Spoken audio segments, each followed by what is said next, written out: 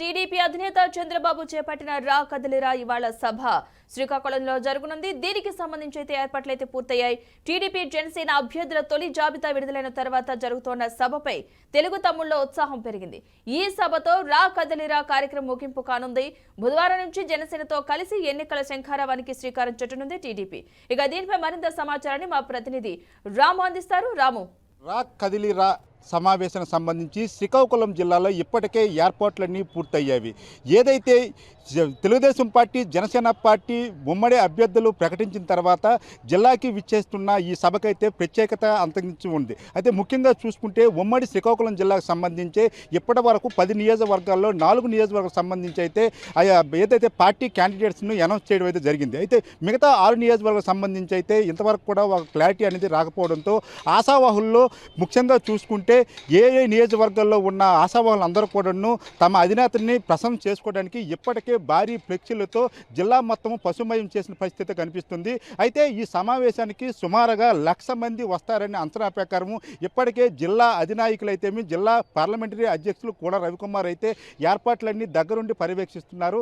అయితే ముఖ్యంగా చూసుకుంటే ఈ ఎన్నికలకు ఇంకా ఎక్కువ సమయం లేనందున అయితే గతంలో కూడా శ్రీకాకుళం జిల్లాకు సంబంధించి రా కదిలిరా 3 పర్యాయాలు కూడా ప్రోగ్రాం ఫిక్స్ చేసుకున్నప్పుడు కూడా ప్రోగ్రాం అనేది పోస్ట్ పోన్ చేయడం జరిగింది. అయితే ఆంధ్రప్రదేశ్ సంబంధించి రా కదిలిరా ఇది చివరి సమావేశంగా మనం తెలుసుకోవచ్చు. అయితే ముఖ్యంగా చంద్రబాబు నాయుడు గారు 2:30 గంటలకైతే శ్రీకాకుళం డైరెక్ట్గా హెలికాప్టర్లో వచ్చి సమావేశంలో పాల్గొంటారు. సమావేశంలో పాల్గొని 2:30 గంటల నుంచి 4:30 గంటల వరకు అయితే సమావేశం జరుగుతుంది.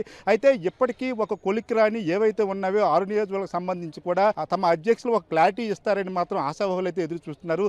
ఏదైనప్పటికీ కూడా ఎన్నికలకు అది తక్కువ సమయం ఉన్న కారణం చేత రా కదిలిరా అనేది జిల్లాలో లాస్ట్ సభగా మనం చెప్పుకోవచ్చు. తర్వాత 28వ తారీఖున జనసేన తెలుగుదేశం పార్టీ ఉమ్మడి ఏదైతే బహిరంగ సభ ఉందో తాడేపల్లిలో ఆ సభ నుంచి అయితే ఎన్నికల మేనిఫెస్టో అయితేనేమి ఎన్నికల శంకారం అయితే పూరించనున్నారు. ఈ నేపథ్యంలో ఈ సమావేశానికి అయితే అధిక ప్రాధాన్యత ఇస్తున్నారు.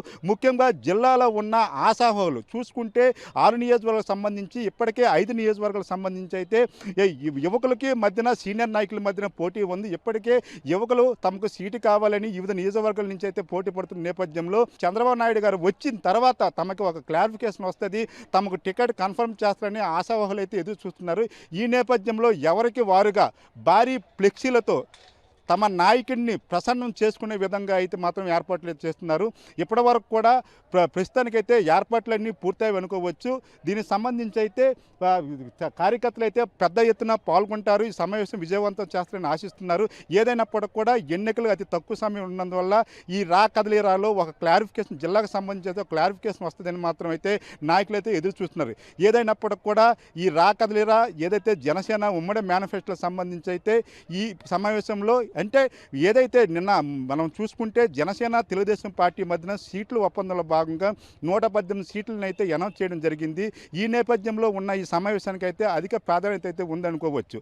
ఏదైనప్పటికీ కూడా భారీ కార్యకర్తల సమీకరణ అయితే ఎవరికి వారుగా చేస్తున్నారు. సుమారు 1,00,000 మంది ఈ సమావేశానికి హాజరవుతారని అయితే వినికిడైతే ఉంది. ఏదైనప్పటికీ కూడా ఇప్పటికే తెలుగుదేశం పార్టీ తమ ఏదైతే ఎన్నికల ప్రచారంలో భాగంగా ఒక పక్క నుంచి నారా లోకేష్ కార్యదర్శి నారా లోకేష్ అయితే శంకారావంతో తమ యాత్రలను అయితే కొనసాగిస్తున్నారు. ఇప్పుడు చంద్రబాబు నాయుడు అయితే తమ ఆఖరి రా కదిలిరా సమావేశాన్ని శ్రీకాకుళంలో ముగించనున్నారు. కెమెరా పర్సన్ భాస్కర్తో రాము, బీఆర్కే న్యూస్, శ్రీకాకుళం.